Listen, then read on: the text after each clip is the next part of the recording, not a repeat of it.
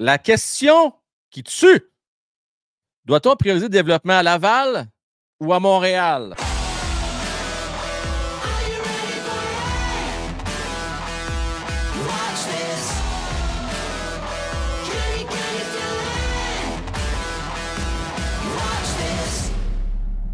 Mr. Ced, comment est-ce qu'il va? Ça va bien, Frank. Et toi? Moi, ça va bien. Écoute, là, je sais que c'est pas une question parce que mon chandail des Jets, c'est parce que, bon, ça, c'est un petit clip que vous voyez, mais je parlais avec les gars tantôt, les gars, les filles, mais c'était principalement des gars ce matin, là, de la loge. Si vous voulez vous abonner, d'ailleurs, vous pouvez vous abonner via Patreon, via YouTube.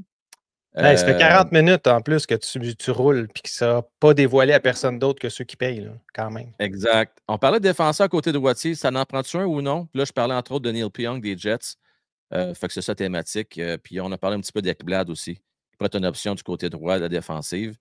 Si vous voulez savoir de quoi on parlait, ben, vous savez ce que vous avez à faire. Allez sur Patreon, YouTube. Mais là, c'est pas de ça qu'on va parler. On veut parler du développement. Yes. Je veux te mettre la table, puis je te laisse aller, mon Ced, là, parce que c'était ton idée, puis je trouve que c'est une bonne idée ce matin. Là. Martin, celui, je pense qu'il aime ça développer, les gars. Puis on l'a vu au fil des années.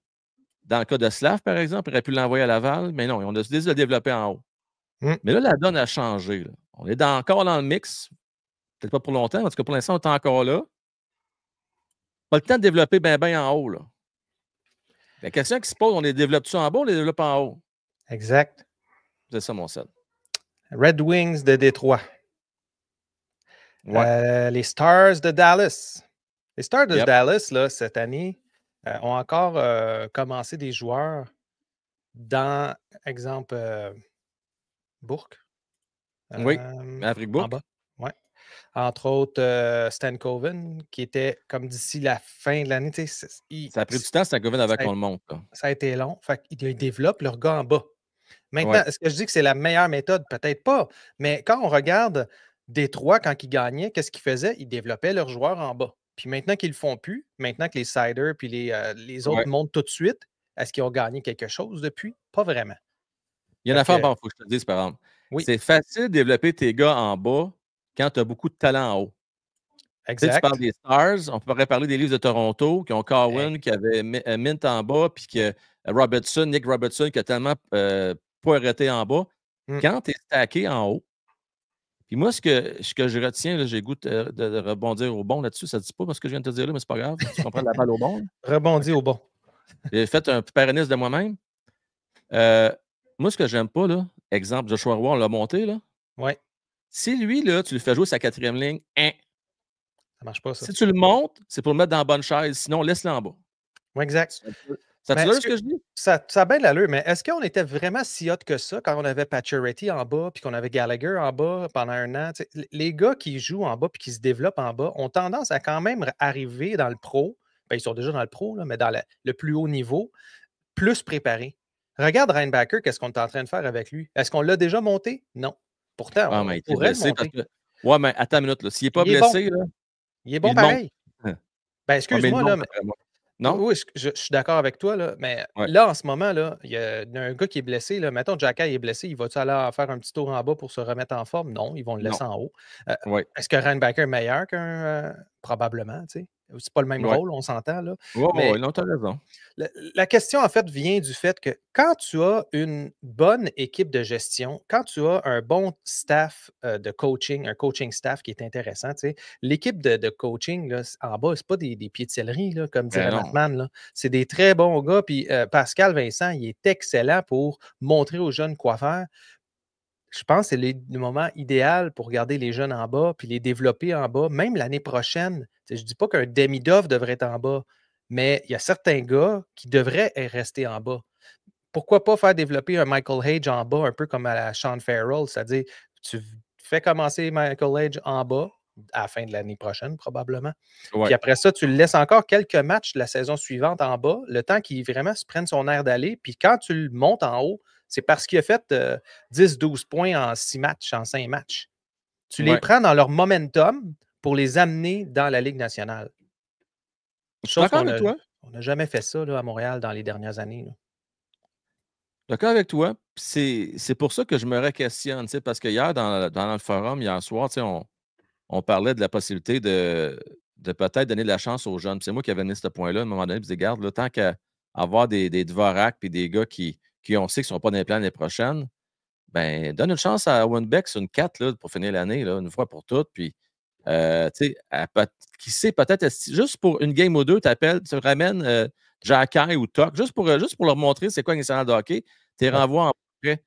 Ben ça, je suis d'accord avec toi, mon Frank. Là, les joueurs de rôle doivent voir à quoi ça ressemble dans la Ligue nationale pour pouvoir s'ajuster par la suite rendu dans la Ligue américaine, puis augmenter leur niveau de jeu, savoir exactement qu'est-ce qu'ils doivent augmenter comme, au niveau du jeu. Par contre, de laisser longtemps, tu sais, Heinemann, on ne le ramène pas en bas, c'est normal. Il a fait son dû dans la Ligue Oui. américaine. Joshua Roy n'a pas montré les bonnes choses au début. Maintenant, Non. il revient dans la Ligue nationale pour combien de matchs? Est-ce qu'on va jouer au yo-yo avec lui ou est-ce que là, c'est vraiment on te teste, si ça marche, tu restes là, si ça ne marche pas, tu restes en bas jusqu'à la fin? Ça Moi, risque ce que d'être. je n'ai pas aimé, c'est la notion de rappel d'urgence. Ouais, ça, c'est pas bon, ça. Et habituellement, là, c'est pas bon. Puis moi, je suis désolé, mais tant qu'à avoir Pezzetta, qui joue 5 minutes par game, puis qu'on dit que tu lui fais jouer parce que tu n'as pas le choix de faire jouer, Ouais. mais pourquoi pas laisser la chance à un jeune? C'est là ce que c'est pas si simple que ça répondre à ta question du début parce que oui, tu veux gagner à Laval, tu as une chance. Ça fait quoi, 8-9 ans qu'ils sont à Laval, le Rocket? Là? Mhm. Tu as une chance légitime de faire un bon bout cette année, se battre pour être premier dans la division. C'est bon pour le développement des gars, je pense. Bien, certain. Tu sais, c'est qui parlait de ça hier dans ton show? Joshua Roy qui va faire des passes à qui? Sur Ah, quel ben j'en créneau? parlais un matin encore. Ben non, mais à qui va y faire, pense? Ben, Patrick Launay, c'est le seul, je pense. Ben exactement. Fait que si tu es plutôt dans la Ligue américaine avec un Alex Barré-Boulet, ben là, tu as bien plus de talent au niveau de la Ligue américaine pour montrer qu'est-ce que tu es capable de faire. Puis là, OK, on s'entend, là, on a Alex Barré-Boulet, on a Winbeck, on a Sean Farrell, on a Jared Davidson, Florian Jacquet, Luke Tuck. Toute cette gang-là de joueurs Oui, veulent pousser pour jouer dans la Ligue nationale. Tu c'est sais, vrai. peut-être moins Alex Barré-Boulet, c'est un peu plus son rôle, là, mais Laurent Dauphin, Condotta, à la limite Simoneau, là, peut-être qu'il y a encore des chances, mais ces joueurs-là sont plus étiquetés Ligue américaine. Mais toutes les autres qui veulent pousser, c'est de la compétition saine, justement pour garder le créma sur le top, là, de Ouais. s'assurer que les meilleurs restent les meilleurs, puis que c'est eux qui vont avancer. C'est ça le problème, c'est qu'on veut tout de suite maintenant.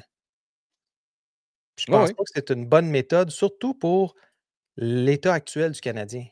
La réalité, c'est que veux-tu vraiment faire tant que ça les séries? Pense pas, là. C'est pour ça, Ced, puis je réitère avec ça, c'est plate à dire, mais Kent Hughes, tu vas chercher un ou deux gars de soutien, des gars de quatrième trio. Ouais. Tu as un choix de 2 ou un choix de troisième ronde. Tu donnes un peu de profondeur. Tu t'améliores versus un Pezzetta. Je reviens là-dessus. Je m'excuse, Pez, là, je m'acharnais sur toi, mais.